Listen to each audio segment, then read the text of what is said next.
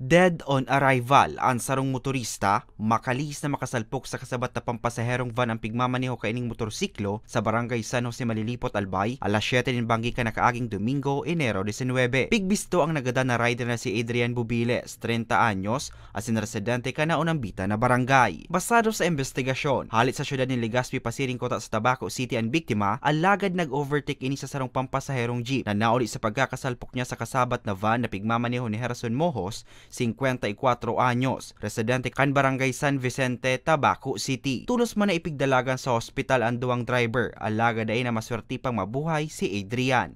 Ano pong sakyan na nagkaroon po ng head-on collision, dumang po sa Fork 5. Habang nangyari po ini, habang ining motorcycle po, nakakuha po ng nakabali po dumasalin kang van, nagkaroon po sila ng collision. Pigalat man kan otoridad kung ano ang magiging aksyon kan pamilya kan ambos lado sa insidente. Sa ngayon po ay yung mga pamilya po ay inaskas po nila yung kanilang pamilya.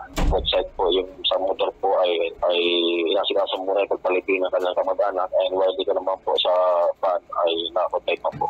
Katakod kay ni, liwat na nagtaunin pagirumdom ang otoridad sa publiko na maging maikmat ng sa tinampo tangani day makapirwisyo para sa mga baretang Tatak Bicol. Hercules Barbacena.